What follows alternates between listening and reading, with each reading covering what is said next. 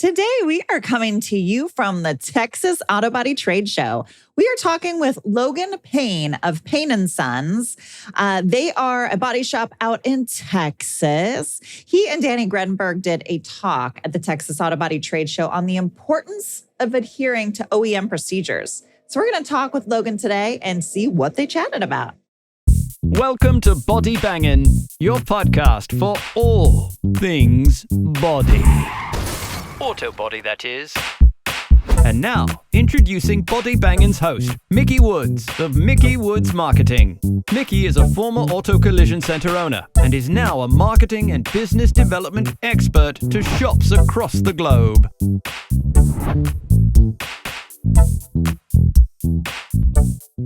Hello, and welcome to today's episode of the Body Bangin' podcast. So quick note, just to remind you, make sure if you are watching this on YouTube that you subscribe. And if you want to be notified every time a new episode drops, hit that notification bell. And then also if you're listening on Apple Podcasts or Spotify, if you follow us, then it will also give you a pop-up on your phone to remind you so you don't miss any of our episodes.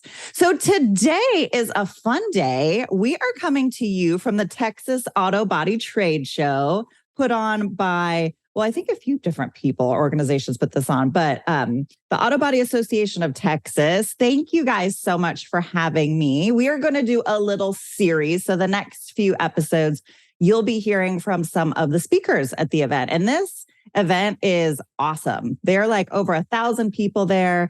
All the classes are sold out. And we have one of the speakers who spoke this morning, Mr. Logan Payne of Payne and Sons. Hi, Logan. Good morning. Good morning. So Logan did a session with Danny Gredinberg today, right? Yes, ma'am. Okay. So quick background on Logan. So Logan is the third generation. He's not the Payne, he's not the Sons, he's the grandson, which is really cool. And he's the VP. They have 2 locations out there in Texas, kicking butt.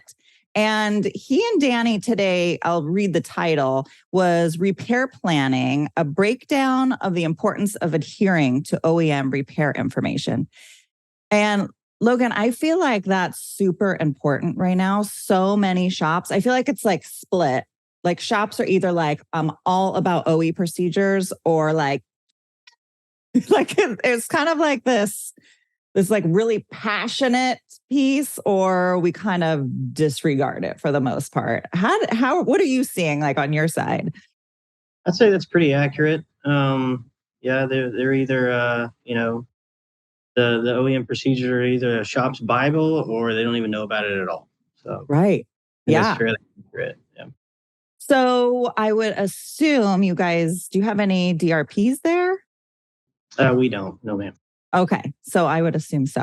Now, can you share with us, like, what did you feel like? And this isn't going to be a super long interview. These episodes are a little bit shorter than normal. So we'll get right to it. What do you feel like was the biggest like point or the biggest kind of aha moment for the people in the room? Any like big thing that stood out? And he has no idea what I'm going to ask him. So God bless you, Logan. He didn't know what he was getting into today. I'm doing my best. Yes. I think the biggest eye opener for a lot of the people in the class today were you don't let the technicians write the sheet. I think it's pretty common for a lot of shop owners or shop managers to hire estimators, but only, those estimators are really only data entry people because the technicians are the ones telling them how they're going to fix the car, how much they want to fix the car, what's going to be repaired, what's going to be replaced. Whereas the estimator's job or repair planner's job, whatever you want to refer to them in your shop, is the one that needs to be knowledgeable enough to determine, what panels can be repaired, what panels can be replaced, and how to do so. Yeah, that is a good point. It kind of reminds me of, I work a lot with dealerships. And because I work with body shops, and when they've got the dealership relationship, and service writers are notorious for that. Like they don't really know what it takes to service anything. It's all they do is intake, and then they refer to like the service guys, the technicians in the back. And I do see body shops, because especially when they had to pare down after COVID, and it's hard to find talent and that kind of thing, they do shift that responsibility over to the techs. So what is your recommendation? What were you and Danny kind of pushing for? Well, my recommendation, and I don't know that we got to it in that class, has always been you've got to divide that up. Like traditionally, an estimator was a cradle to grave. Like you handled the customer, you handled the insurance company, you handled the estimate, the repair process, everything. My recommendation has always been there's got to be a front office person to deal with your clients and all the ton of admin work that goes into just making sure the client has a pleasant experience. And then you hire more knowledgeable or train more knowledgeable people to actually handle the estimate portion and deal with the insurance company and all that kind of stuff. So my recommendation is always break that responsibility up. That way you don't have to depend on somebody to not only keep your customer informed and keep them engaged on the process, but also, argue with the technician in some cases and the insurance company and everything else. Right. So what are you guys running into with dealing with insurance companies and writing a very specific OE sheet or whatever you want to call it, repair plan? Well, now that we've been at it for several years, there's not a whole lot of resistance. There's still some.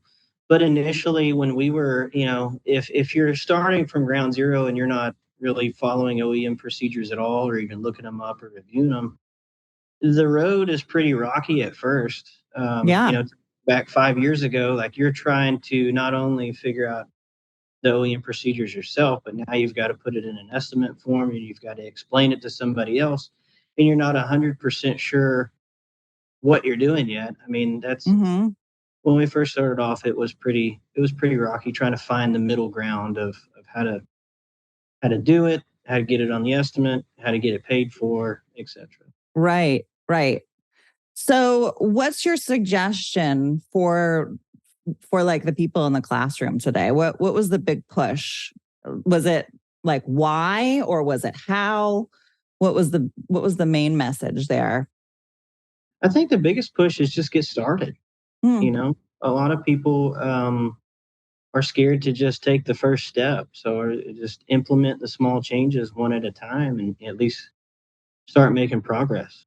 I'm going to interrupt this podcast for just one quick second because a lot of people wonder, Mickey, what is it that you even do besides host a podcast? Well, I do marketing, and really the biggest thing that I do is help you drive more traffic to your business. And not even just more traffic, but consistent traffic to your business. As a former shop owner, I know how important that is. So if that's something you're interested in, or you just want to talk about marketing or developing your business in general, feel free to reach out. You can visit collisioncentermarketing.com. There's a calendar on there, and you can just book a time that works for you, and we'll set up a phone call. Or you can email or call me, and my notes are down in the description of this episode. But I hope to hear from you. I'd love to help you build your business. But in the meantime, you better get back to this podcast because it's really good. Okay, so I'm going to play devil's advocate here. So for a shop that doesn't know where to begin, where do you recommend that they begin? Because we've got a lot of shops using all different types of platforms to get the procedures. So we've got like people using, I won't name the platforms, but certain platforms to pull procedures. Do you recommend that they use other platforms or go directly to the manufacturer to get repair procedures? Where do they start? What do you feel like a good starting point would be? Well, I think there's several great companies out there, and I think it's going to take a multitude of several just to kind of get your mind around it. Like the company that opened my eyes into what I was doing wrong was a company called Collision Hub. I mean, they were down to earth people. They told me what I was doing wrong. They helped me not only kind of change our SOPs at the shop, but they also helped me learn how to develop an estimate, how to explain it, and all that kind of stuff. I've utilized AllData because it's a very easy company to, or they have a very easy program to sift through because everything's the same. Right. We just partnered with a company called Repair Logic, which I believe is an OEC company. Yep. Basically has taken what AllData started and made it, even a little bit easier to just get all the information in one click versus going in a bunch of different directions. So, and I think me personally, I use all of them because not all of my guys learn the same way. True. And not all of my guys are, it's not the same people. So I don't think you can just have one program for everybody in one shop. So yeah, that's interesting. And then obviously the OEM websites on, when we actually get into the repair process of the car, we access those repair manuals from the manufacturer because most of our brands we're certified in, so we have access to those websites. Right. So the three I mentioned prior are for just kind of getting the estimate together, and then when we go to repair the car, we always double check and make sure that those repair procedures match what's in the OEM manual. It's definitely easy to get it from the other the companies that are consolidating it. Right. But you always want to verify that the information we got from them is the same as what's in the manufacturer. Exactly. Yeah, because manufacturers change so rapidly, and these companies just can't keep up sometimes with how quickly they change. It's crazy. I was interviewing James Rodas and Andy Hubwell, and they do ADAS calibrations. And they were telling me that it's like within a year, it's like hundreds of thousands of changes, something crazy like that the manufacturers make procedure changes. So like if you're not going directly to the manufacturer's repair procedures, you could be totally missing something.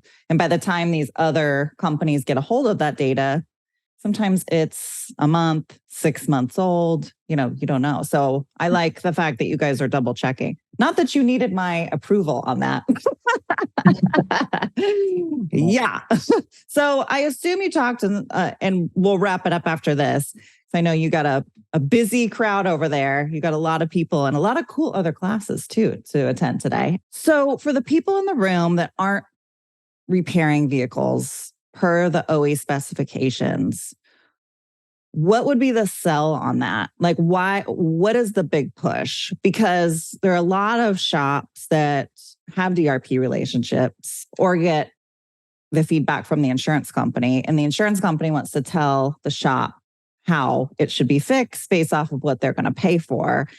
How did you guys frame it in your seminar today? Or did you even talk about like why go through the extra effort? Why go through the pushback? Why go through the pain of learning how to do it this new way like you guys did 5 years ago?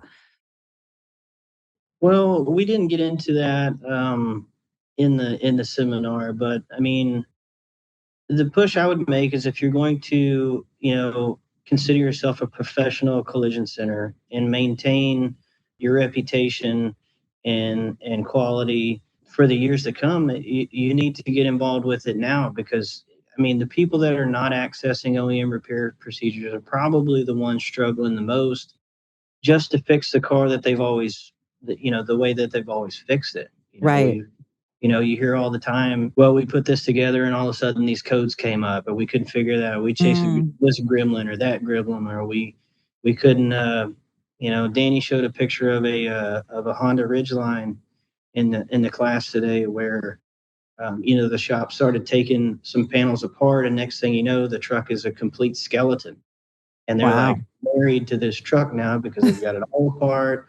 And, whereas if they would have accessed the OEM repair procedures, they could have seen, based off the initial impact, how far this repair was going to go into that truck. Right. And they could have totaled it and moved it on down the road, right. Months before. Yeah. Good point. And aside from that, I mean, there's major liabilities by not adhering to them. I mean, we're here in Texas. I mean, everybody in Texas pretty much knows about the John Eagle case and the 40 million or however many millions of dollars it settled for. Yeah. That story's been told a million times. But, the liability's there, the exposure's there. The cars are getting more advanced. They're going to get harder to fix. So if you don't stay in tune with what the manufacturers are doing to not only manufacture those cars, but also manufacture the procedures to fix them. Yeah. You're going to fall further and further behind until you can't fix cars anymore. You're going to find something to do. Yeah. Good point. I mean, we're supposed to be the specialists, right? We're the professionals. So if we're not continuing our education, which I feel like that's a big piece of it, is being educated. And how are you educated? If you go into a class, how are you going to be educated if you don't listen to the teacher and read the book? Not just by being there, Right. Yeah. So you can't keep practicing the same old methods and expect to be moving forward. So I totally appreciate that sentiment. And especially with how advanced vehicles are today. I mean, I just got a new car the other day, and it's like, even from 3 years ago when I leased my last one, like, wow, what? Now it's got what? Like, it just keeps. A lot happens in 10 years, Oh my gosh, I know. Yeah. Yeah, crazy. Well, Logan, I really appreciate you coming on and letting me surprise you with questions and being a gamer. If you guys want to check out Logan, or if you have any questions about potentially his session that he was in, I'll put his information in the show notes below.